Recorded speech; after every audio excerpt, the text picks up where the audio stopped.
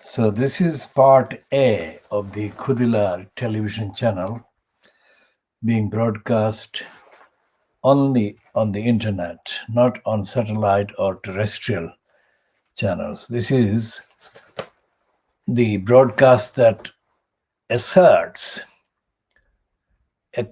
world exclusive diagnosis of Fleet Street. Anyone who has watched any previous edition will know that. And we said that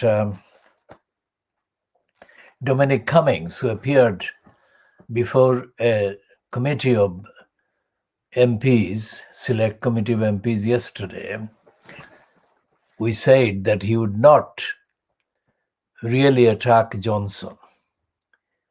Now, the fact that the Fleet Street papers are saying that he did attack Johnson does not alter our diagnosis, because although they're running this line bombshell, they're not questioning the ideology and the corruption, the lack of accountability, the lack of democracy, lack of ethics and morality.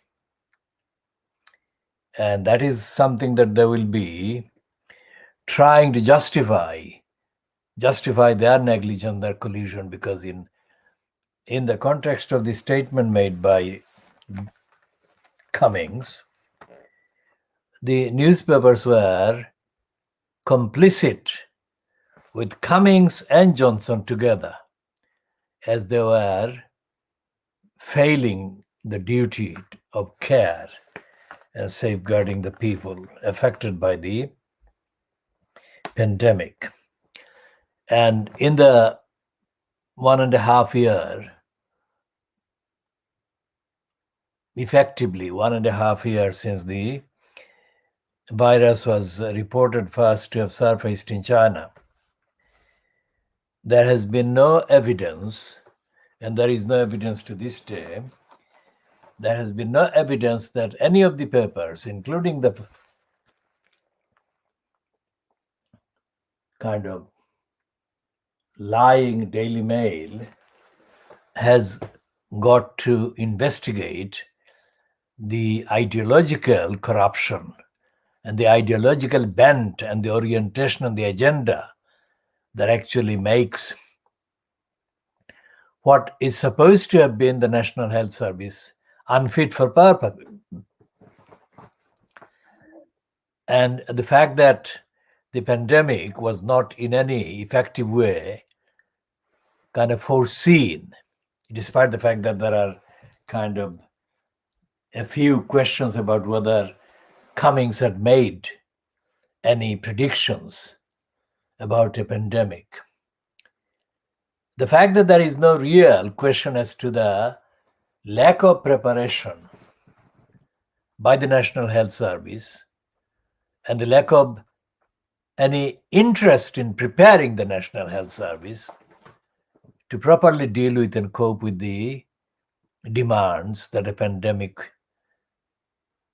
creates is not just evidence of the Fleet Street's liars following the ideology of laissez-faire and the ideology that actually opposes the existence and support of a national publicly funded health service at the point of need.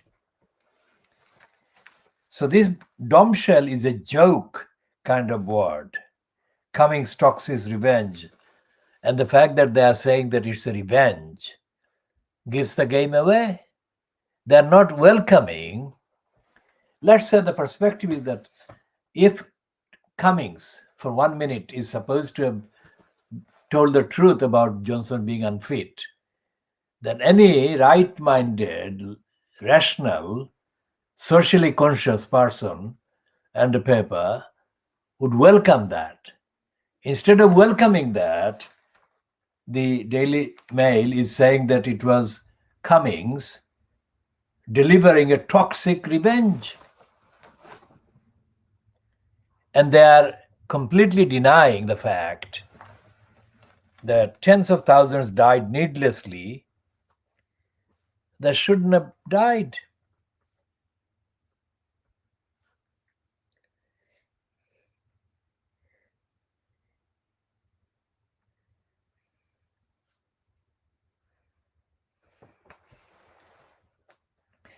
And they're saying that it's a day of drama and unrivaled reports, pages 4 to 15. Well, the Daily Mail can say that it's unrivaled report from page 4 to 15, but it's not the truth. They're distorting and twisting and contradicting and diverting and shoring up Johnson again and again.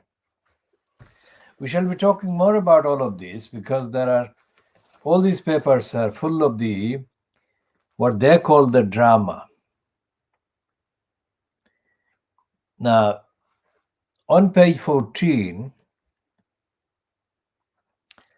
the day of the bombshells, PM did make bodies piled high comment. That is what Dominic Cummings said.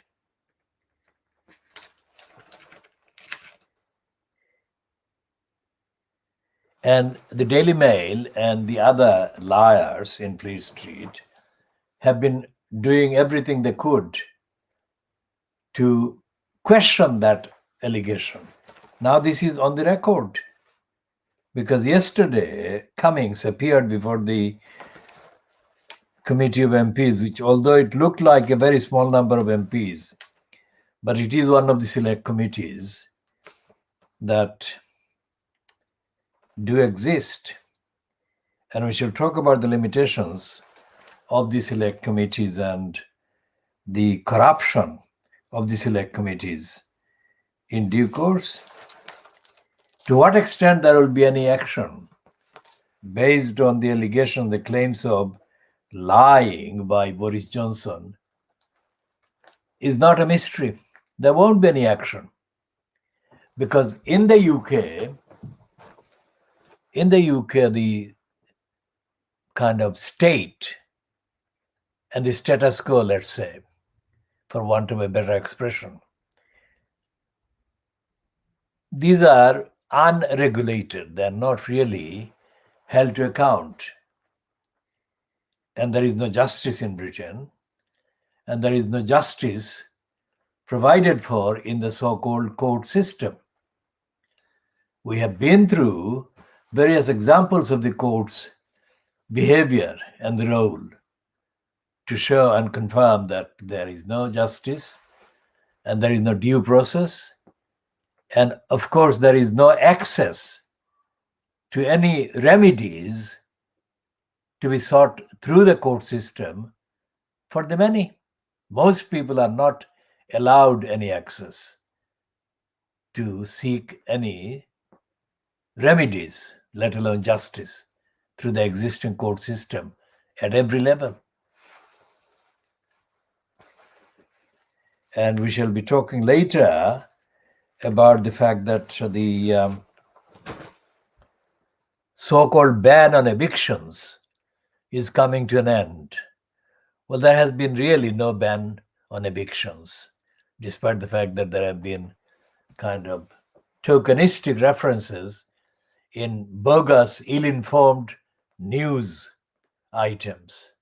But there has been no ban because ban on evictions, if interpreted truthfully on the truth of the facts of the behavior of landlords and, well, landlords, that word landlords is always within quotation marks. People who control properties, let's say. The ban has not been effective because the significant number of evictions are related to behavior of the local councils. And local councils are the nearest local democratic kind of forums. But they're not democratic and they're not forums. That is to say, most of the councils in England are out of the reach of ordinary people, residents, electors, and in the context of the evictions, the victims of these violations of housing and human rights. And long before the Hartlepool by-election disaster kind of put Keir Starmer's unfitness in the spotlight, Starmer has always been part of the kind of oppressive executives, careerist of oppressors of the poorest and the people without homes, without any shelter, etc.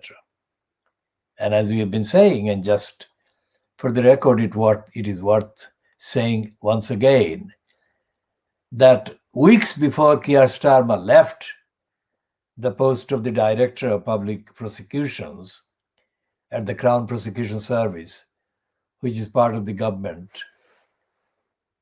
Ministry of so-called Justice, the Ministry of Court Bureaucracies is the real name, based on the actions and the conduct. So before his 5-year term ended,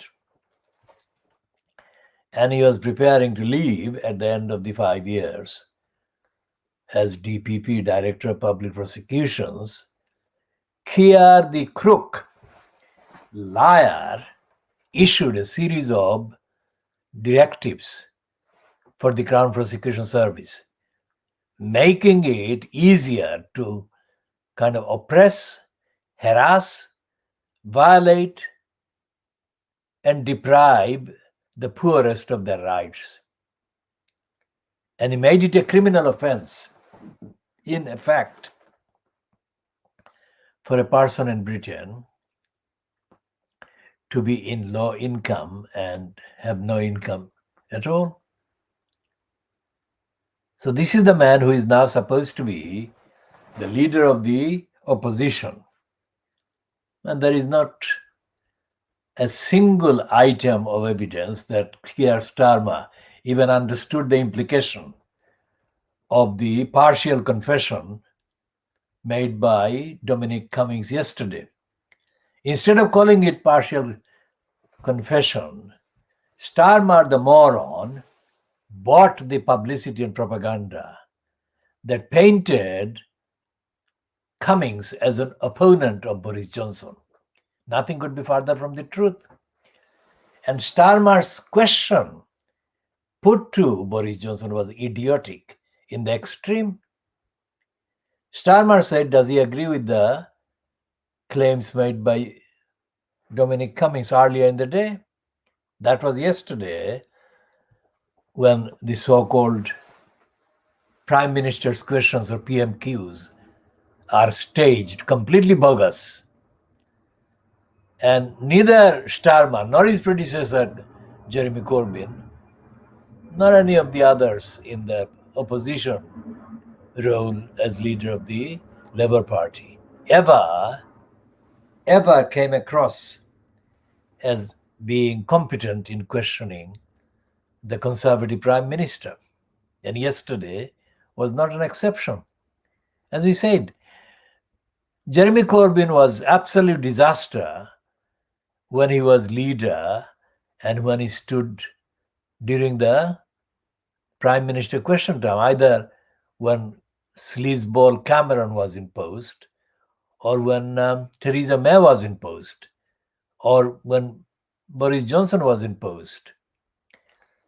And that, we have said, is down to the intellectual limitations and abilities Jeremy Corbyn has. He hasn't got the right intellectual abilities to confront a crook in post as Prime Minister. And Corbyn doesn't read, Corbyn doesn't know the facts, and Corbyn doesn't come across as a leader when he speaks. A leader has to be better equipped than the person incumbent in power. And as we've said, exclusively, world exclusive diagnosis of Corbyn 5 years of disaster. Nothing to do with the fact that he was demonized as an anti-Semite or whatever. We are not talking about that as being any factor in establishing our analytical conclusion as an assertion that Corbyn wasted 5 years by failing to understand the operation of the media, the operation of the propaganda, and the operation of the political agenda and narrative. And as we have said, instead of running to the van or the car waiting, every time he left his house or his home address, we presume that he was leaving his home address when he was filmed, leaving and kind of sprinting to the car or the vehicle waiting. Instead of running to the waiting vehicle, Corbyn should have stood firmly in front of mainly the video recording and the camera crews and the photographers and the filmmakers. And Corbyn should have set aside at least 20 minutes of the time to dealing with these people waiting at his home address or near his home to ask him questions. And he should have delivered a daily party political broadcast that would have completely failed, that is to say, totally put the focus and the spotlight on the hostile media people. They were hostile, but he could have neutralized them, like I did neutralize Zulfikar Ali Bhutto. When Zulfikar Ali Bhutto, who later became, quote, head of the state of Pakistan, etc., when he came to East Pakistan, as it then was, in the 1960s, shortly after being sacked by then military man Ayub Khan from Ayub Khan's cabinet, Bhutto launched his political appeal to the, quote, youth of the country. And he actually believed the spin that he was the most kind of radical and democratic political personality in Pakistan at the time. He believed that. And on that basis, he decided to travel to East Pakistan, Dhaka. And what Bhutto did was to appear at a place called the Institute of Engineers, which is on the side of the racecourse in Dhaka at the time, which is not far from the buildings, not far, but not quite near either, from the buildings that house the various courts in Dhaka, and it's not far from the buildings that house the government secretariat at the time.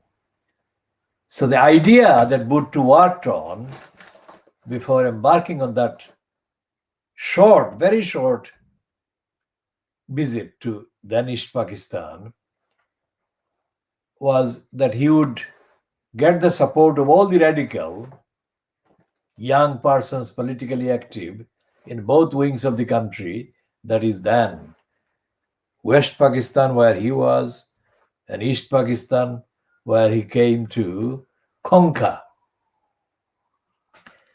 Now, there is no doubt that Bhutto had basic intellectual abilities and skills, and he had worked in a UK university for a short period, but he did work as a law lecturer. So he had those conventional abilities and skills. And those skills and abilities were, if you like, aggravated or extended or elaborated on or accentuated and exaggerated by the fact that his family owned a very large part of the country in the Sindh province. place called Larkana. It could be worth billions of pounds, not hundreds of millions, but billions of pounds equivalent. So he had that background in terms of wealth and in terms of the conventional abilities and skills. And he was ambitious.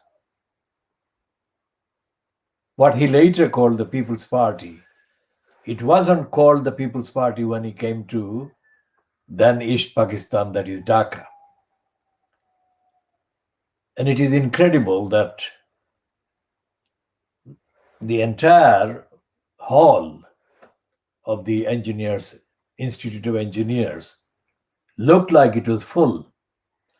And it looked like the gathering consisted of mainly people under 30 years of age. And that is what he had targeted.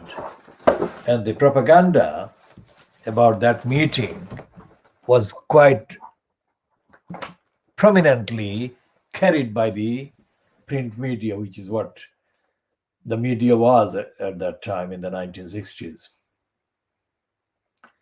So what Bhutto did was to deliver his introductory speech. He gave a speech, and there were people in the Institute of Engineers, which was probably the kind of most sought after venue for political events for a significant number of years in the 1960s. And he gave a speech. And he gave a speech in English, of course. And there were these people. Most of these people obviously came from backgrounds in the universities, and some who didn't necessarily kind of come from active kind of courses, programs on the universities or colleges, were working, but they were all more or less familiar with the English language, let's say. And so Bhutto gave the speech. And nobody from that gathering, which could have been 1,000 people or more, nobody from that gathering, I looked around and there was no movement. Nobody was asking him a question after he finished his speech. Zulfikar Ali Bhutto, that is. So I began by asking him a question about the kind of preamble, the background, the basis on which he had made certain assertions about his version of history and events that led to the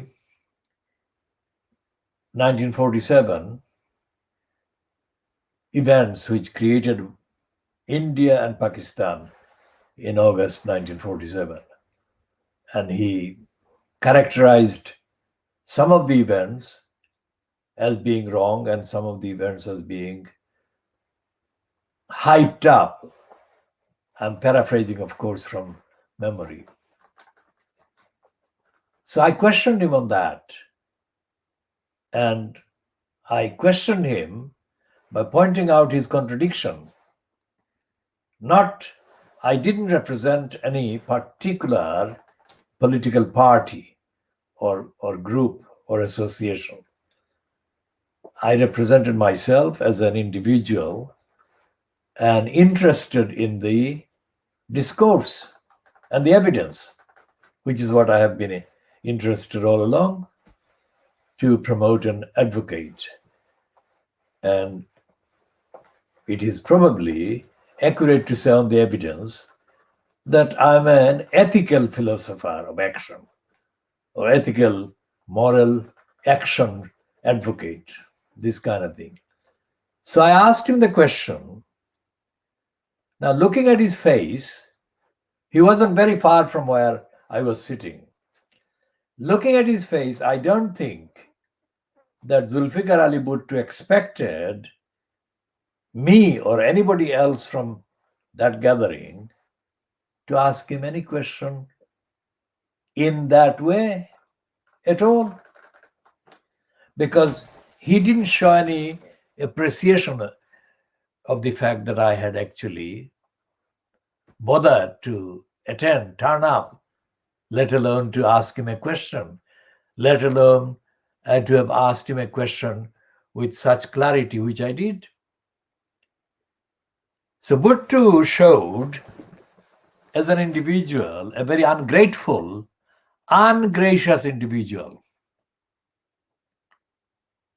who didn't think much of the people, that he was clearly there to convince of his merit, let's say, or the merit or purpose of his yet to be launched political kind of movement. He was there to show to Ayub Khan, who was still in power,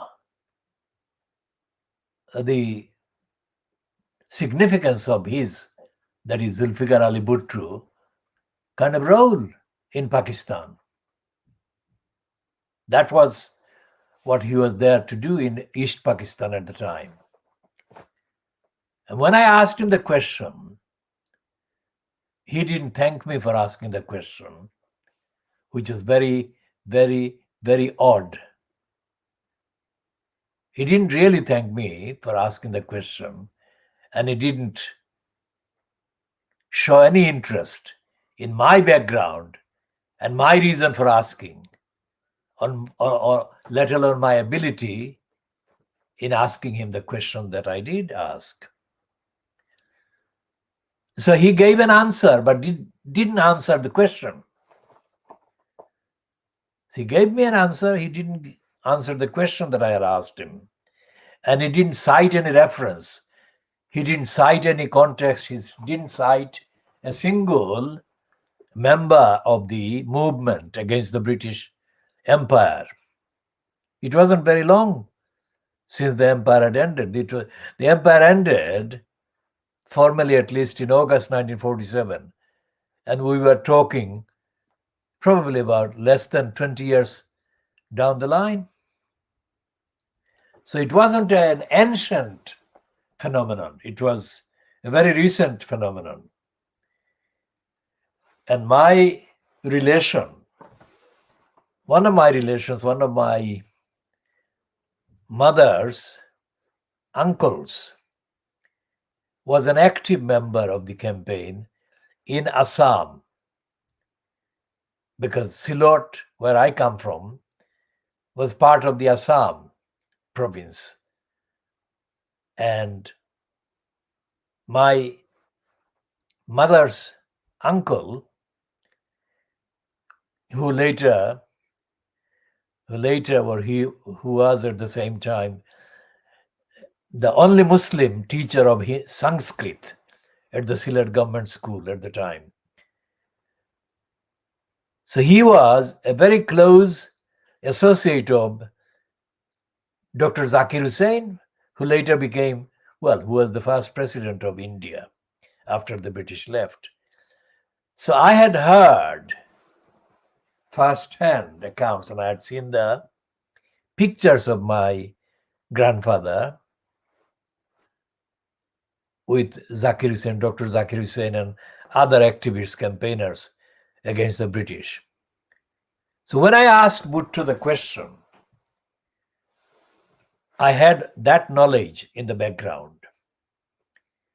And I had the expectation that Bhutto would ask me something before he attempted to answer. But his whole approach in dealing with the first question that I asked him was to dismiss, not saying he was dismissing the question, but he was refusing to engage on the evidence that I had actually challenged him on. I had suggested that he didn't have any evidence, that he was contradicting and he was distorting the history and the events that had taken place. As I said, I wasn't there for any particular political party or organization or agency. I was there to assess the evidence of Bhutto and to engage if possible. I had no plan. I had no idea that I would end up asking him the question. Indeed, I had no idea that I would be the only person that would ask him not one but 9 questions in a row, and that I would be the person who persuaded Bhutto to leave the stage in a state of distress. Now that is a updated kind of version of what I've been saying more than once about my questioning Bhutto and other kind of so-called occupants of high office, including Morarji Desai, who was Prime Minister at the time of India. Now, what happened with Jeremy Corbyn was that he behaved in a defensive way, in a cowardly way. He was running away from journalists. Now, he never came across me as a journalist because the events that I have observed him at were not organized in a way that he could ask questions of Jeremy Corbyn. But I have had to endure quite a few events organized mainly by the racists, otherwise known as the socialist workers. And Corbyn has spoken more than once in front of me, that is to say, I have witnessed Corbyn speaking about the Palestinians. Corbyn could not be more stupid, ignorant, stupid, and racist. And I don't think that Corbyn has become an anti-racist in the years since I last endured his spiel in the name of or about the Palestinians. So, if Corbyn were asked questioned about Palestine, about anti-Semitism, about anything, I don't think he would have been able to answer the questions. And that is part of the reason why he ran away. He ran away from journalists. Well, he would have run away from me every time. But the point is that he ran away from other journalists as well. Other journalists with different abilities than I possess or have, and different awareness. I mean, if I could persuade Zulfikar Ali Bhutto to leave, abandon the whole campaign that he arrived in East Pakistan to kind of spread and engage in, then it is possible that I would have convinced Jeremy Corbyn to resign as leader of the Labour Party within the first month or so. If he had done that, the Labour Party would have been differently organized, I think. Now, 6 years later, now I'm in the period, calendar years, 6 calendar years later, Corbyn is not leading in the news. By that I mean, even when Starmer is almost finished, Corbyn hasn't got an alternative perspective, alternative narrative for this country on anything. Those who say that they are very much aware of Corbyn's alternative, they are lying or fantasizing. Corbyn isn't hitting the bar, that is to say, he's not featuring in the news, in the media. Now, that I'm saying, despite the fact that the media are hostile to him, of course they are. But if Corbyn had done the factual thing and asked questions based on fact at the Prime Minister questions time yesterday, he would have got significant coverage. It doesn't have to be Corbyn, it doesn't have to be Starmer. Any leader of the opposition would have got significant coverage in today's papers. Not because the papers would have been sympathetic with them, but they would have been unable to blank a strong moral, ethical assertion made against Johnson, made against Cummings, and made against the cabal of crooks and criminals that have been in post since May 2010. But none of the leaders will add Miliband. Miliband was, when he was in post, he was ineffective. And when he was succeeded by Corbyn, Corbyn was a disaster. And so is Starmer. These people are in post, legitimately in post, but they are failing. They're absolutely failing. So when the Cummings confession includes the confession that Johnson is not fit for office, that applies to the Labour Party leaders as well, regardless of the so-called ideological bent or orientation. So what is essentially happening in this country?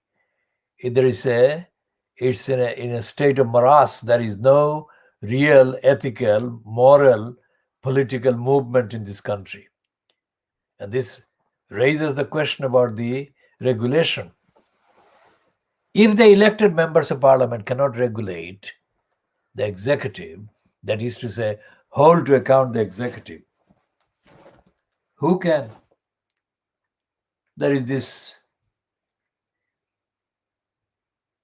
claim, which is absolutely untruthful and untrue, that you can hold the government to account by various committees on this. And yesterday's committee, it was not the truth that happened yesterday. It is a diversion from the truth, because the truth should be brought out in the proceedings of the House of Commons. And the truth is never brought out.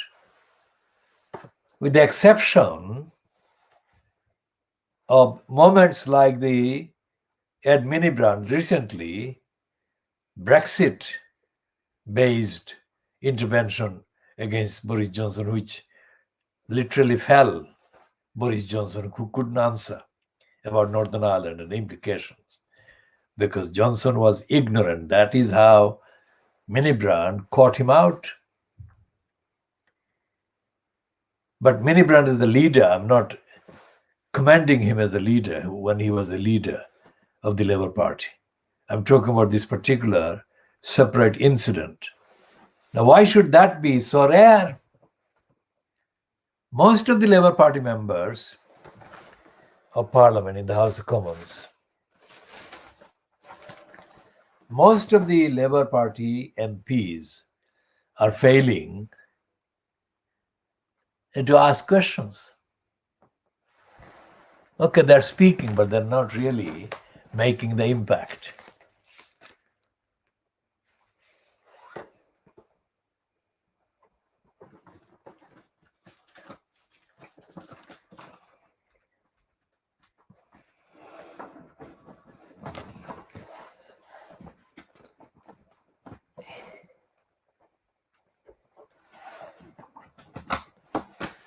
And the biggest failure by Starmer yesterday, Starmer appeared at the PMQs after Cummings had made the allegations against Johnson. So he should have quoted extensively from what Cummings had said, but he didn't. So you have a House of Commons, a parliament, which is silent. The tinker here, the tinker there. And the tinkering is the dominant activity. For example, the conservative stooge that was picked up by David Cameron, Saida Warsi. Saida Warsi was appointed, quote, a chair of the Conservative Party, but she didn't last long. And Saida Warsi has been, engaged in one issue, which is that she says that the Conservatives are anti-Muslim, but she doesn't say anti-Muslim.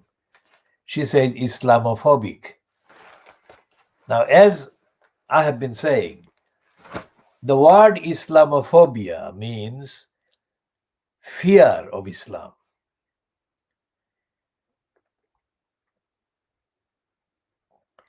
It doesn't mean support